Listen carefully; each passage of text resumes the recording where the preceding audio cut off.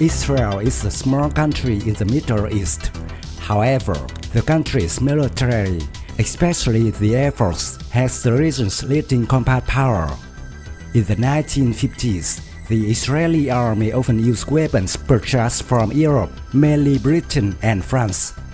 Since the 1960s, the Israeli Air Force has served as the center of its defense power, bringing a great advantage to Israel on the battlefield.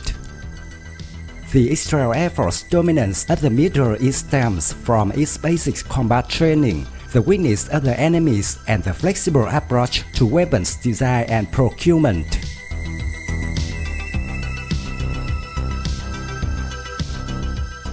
In 1967, France's embargo on Israel created a difficult situation for Tel Aviv. Over the years, the Israelis have tried many strategies to strengthen air power with aircraft bought from the United States and even made aircraft themselves. Like the Soviet Union and the United States, Israel believes that an air force that owns a variety of aircraft will best meet operational requirements. This led to development of the Lavi during the 1980s, a multirole jet fighter to complement the F-15 Eagle and F-4 Phantom that Israel imported from the United States.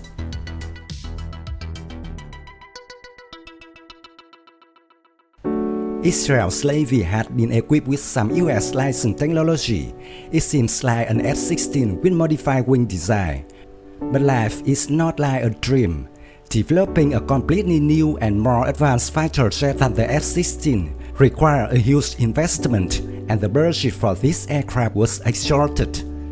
Moreover, contrary to optimism of Lavi's export capabilities, the United States obviously would not allow Israel to export a fighter jet with important parts sourced from the US. And a Lavi was created to compete with the F-16, making matters even more serious. In August 1987, Israel decided to stop the Lavi project, creating a demonstration of project participants. Political efforts to restore the project were also unsuccessful, and Israel still had to import a large number of F-16 aircraft.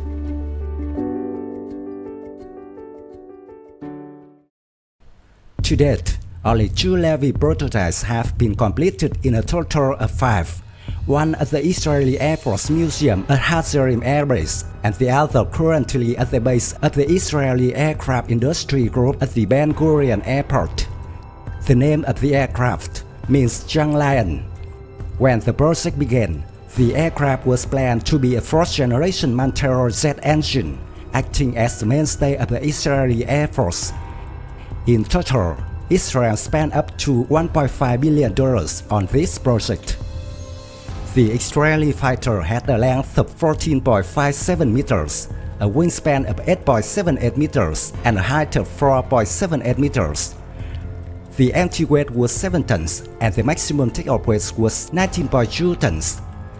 The uniqueness of its design was a combination of a small, aerodynamic, highly maneuverable aircraft with sophisticated electronic systems, and the ability to carry a large payload at a high speed and over long distances.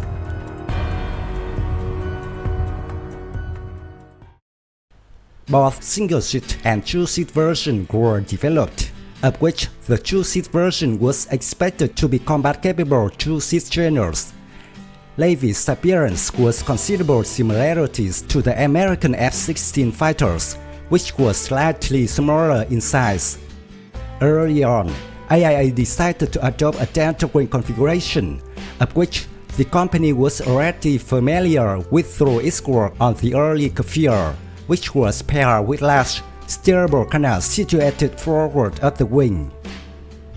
The main wings were swept back along both their leading and trailing edges. The wingtips were designed for the installation of short-range air-to-air missiles AIM-9 Sidewinder or similar. The canard generated additional lift and positive control when at high angles of attacks. This design gives the aircraft great maneuverability, but it also caused natural instability during the flight. To compensate, the Lavi was equipped with sophisticated digital fly-by-wire systems, that allowed the aircraft to take advantage of this special wing design while eliminating this shortcoming.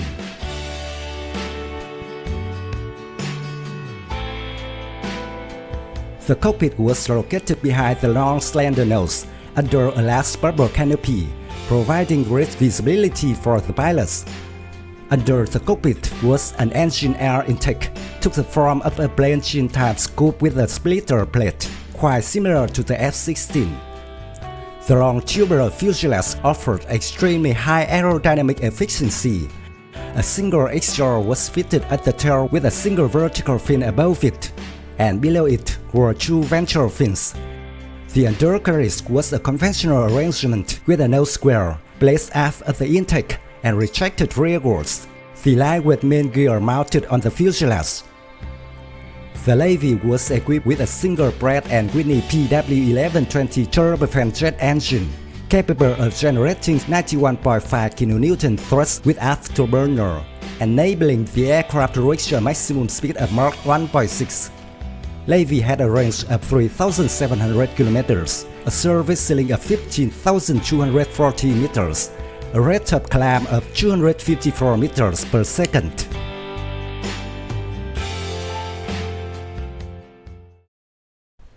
Compared to its contemporaries, the level of integration of avionics and electronics on Lavi was thought to be more computerized than any other system in the world.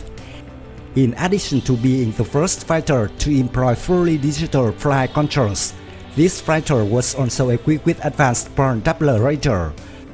The avionics suite was almost entirely Israeli design and uses a modular design capable of adding upgrades through the Elbit H4 mission computer.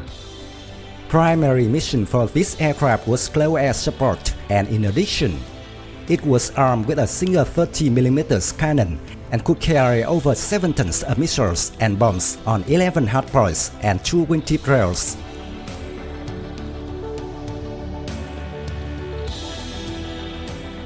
On the hypertension project, Israel's ambition was soon stopped due to financial difficulties and political factors from the United States. In August 1987, Israel decided to end the Lavi project. It was reported that the Lavi project was shared with China to create the J-10 fighter. Of course, China denied any involvement between J-10 and Lavi.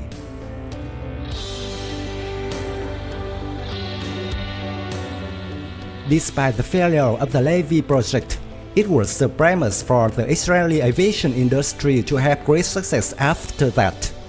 Later, instead of pursuing building an airplane of its own, Israel improved the fighters purchased from the United States.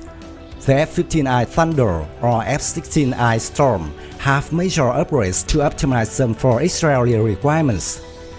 The Israeli Air Force is also making improvements to make the F-35 Joint Strike Fighter better suited to its missions.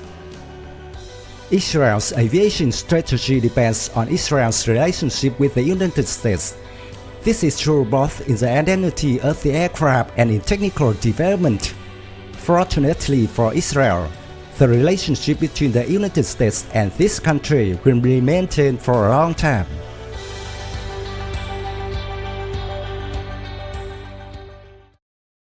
My video of Israeli Lavi project ends here. Thank you for watching. If you find this video interesting, please give me your thumbs up. Don't forget to subscribe to support the channel. Goodbye and see you again.